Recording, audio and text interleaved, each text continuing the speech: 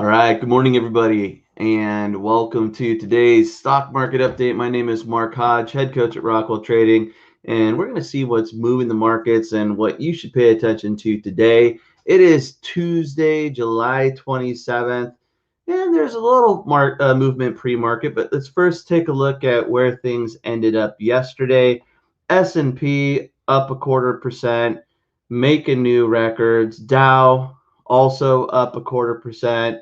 And we see Dow making new records. NASDAQ up just a little bit, 0.1%. So even though it was a relatively quiet day, it was it was a winning day. Now let me make sure I'm sharing my charts here. There we go. So S&P, Dow, NASDAQ all higher yesterday. Not a whole lot of movement. And part of this is because it's a big week for earnings, and specifically today after the bell, a big day for tech stocks.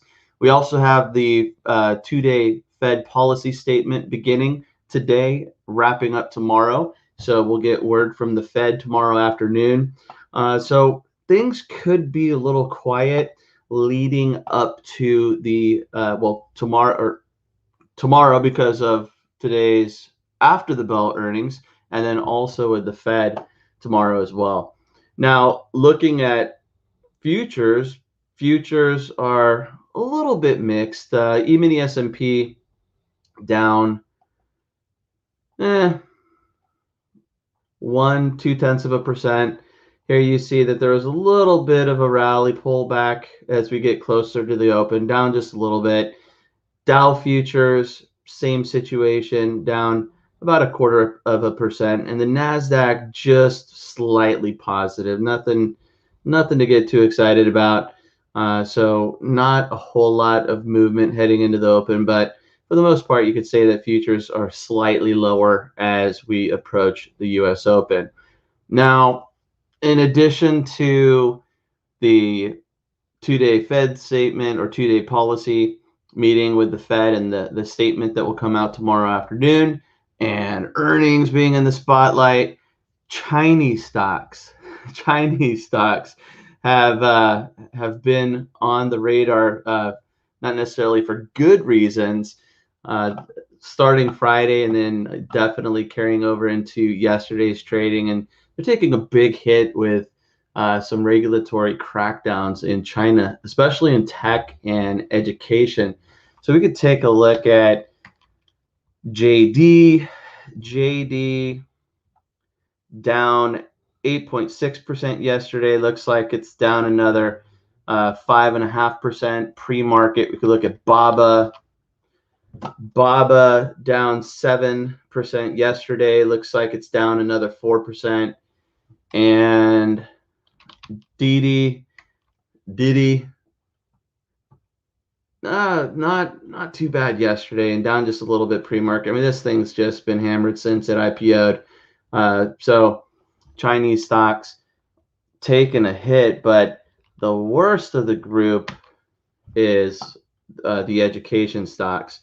So GOTU, the ticker symbol, GOTU Tech, down 29% yesterday, and this follows Friday's huge drop of 63%.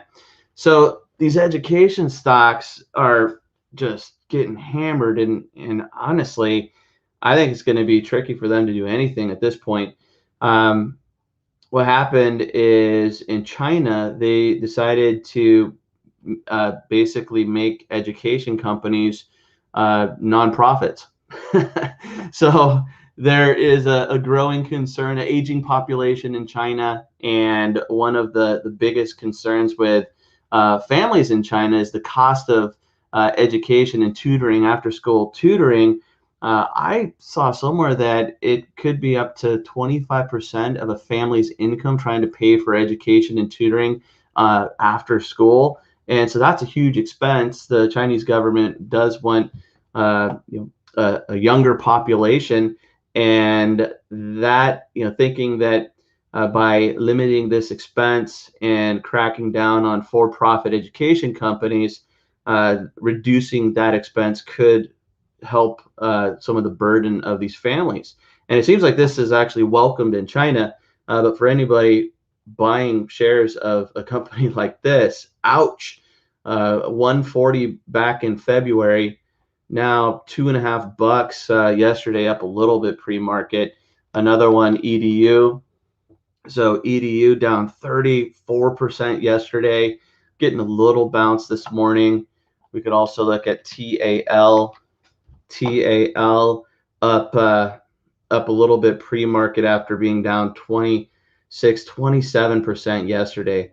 So real tough being a Chinese stockholder right now.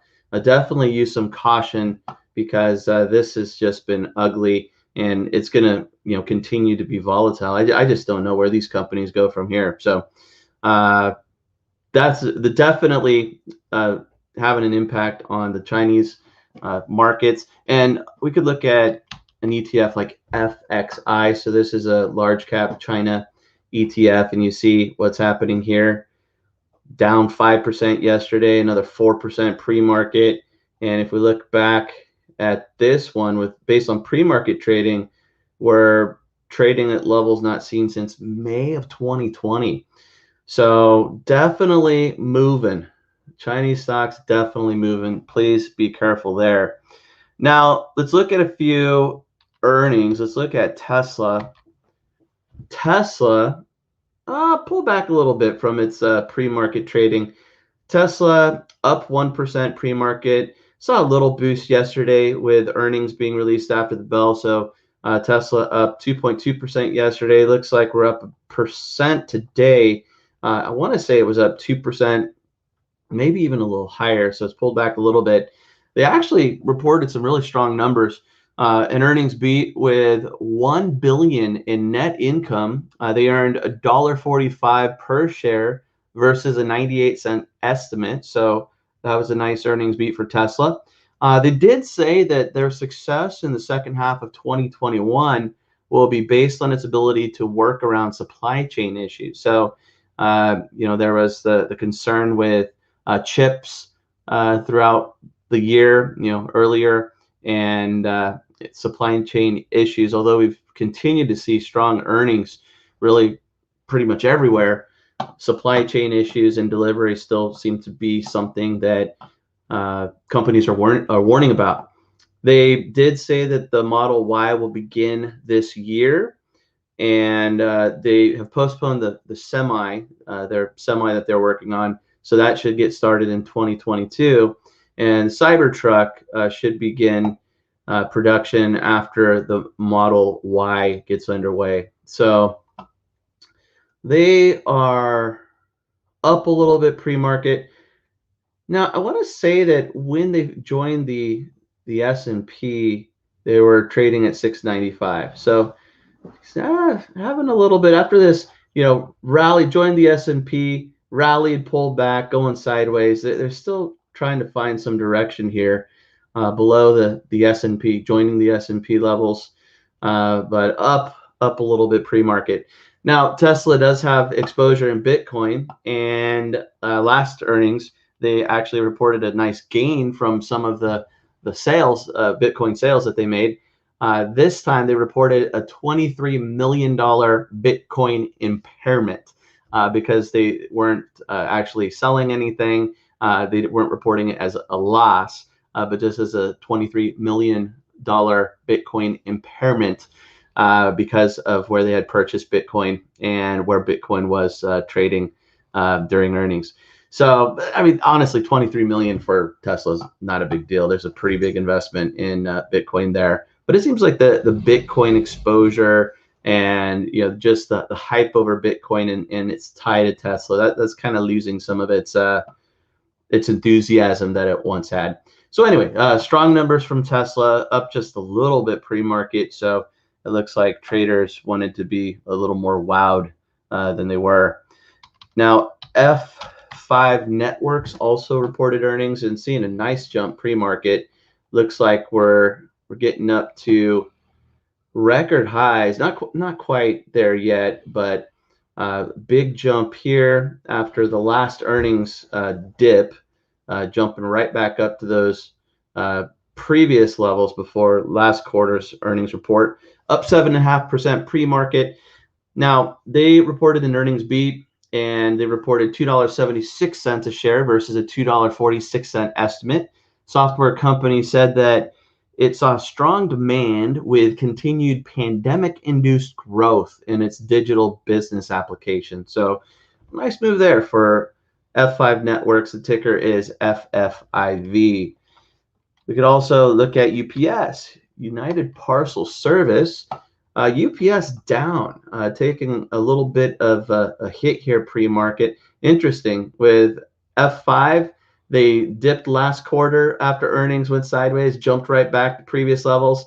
Here it looks like UPS jumped on earnings, went sideways, now pulling back. Not quite to the previous levels there, but almost the exact opposite chart. Now, UPS says that they had a $3.06 earnings per share last quarter versus a $2.82 estimate, but domestic revenue came in a little lower than expected. So that's probably what's leading to some of this weakness and a little bit of a lower start as we approach the open here, trading right around 196 a share. 3M reported, MMM, the ticker. They're up 1% pre-market, or actually now down a little bit. They were up 1% pre-market, down just a tad. They reported an earnings beat, $2.59 a share versus a $2.28 estimate. Revenue was also better, and the company raised its full-year outlook with its businesses looking to continue to recover from the pandemic. So this kind of flipped from where it was trading previously. Pre-market down just a little bit as we get closer to the open. General Electric, this company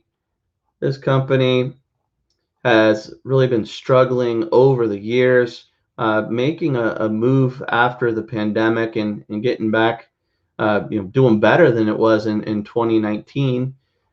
Up a little bit pre-market, up 3.5%. General Electric, they reported an earnings beat, earnings of 5 cents a share versus the 2-cent estimate that was expected. They also reported better revenue, and this was helped out by its aviation and power divisions. So GE getting a little boost here pre-market. Another company that reported, and one more to look at, RTX, Raytheon Technologies, up a little bit pre-market, 1.7%. They reported $1.03 per share versus a 93-cent estimate. The revenue was better, and the company raised its full-year forecast with the rebound in commercial air travel, helping demand for its products. So Raytheon up a little bit pre-market. Again, just across the board, earnings beats. Some companies raising full-year guidance, but that seems to be the theme with a flag or warning for supply chain issues. A few other companies, just to mention some movers. Intel, they say they want to take back lost market share and they want to be on top of their game. And their path for doing so is to release a new chip each year between now and 2025. Down 2.4% pre-market. Traders aren't too worried about that, I guess. But they want to compete once again with Samsung and Taiwan Technology Semiconductor, since they've lost some market share over the years to those companies. Another one to mention, let's look at LCID. Is Lucid going to be the next Tesla? Who knows? But they did agree on a merger with Churchill Capital. So the ticker CCIV is no longer, and it's now Lucid Group, LCID. And they were up a little bit yesterday, up 10%, not moving a whole lot pre-market, but big move yesterday. First day trading under the LCID ticker, originally CCIV. And so there we go there. All right. Well, I have to hop over to our mastermind group where we're going to look for some live trading opportunities.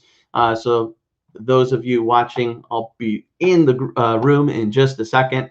Thanks for joining me today. If you liked what you saw, please like the video. I'll be here tomorrow. And until then, happy trading, everybody.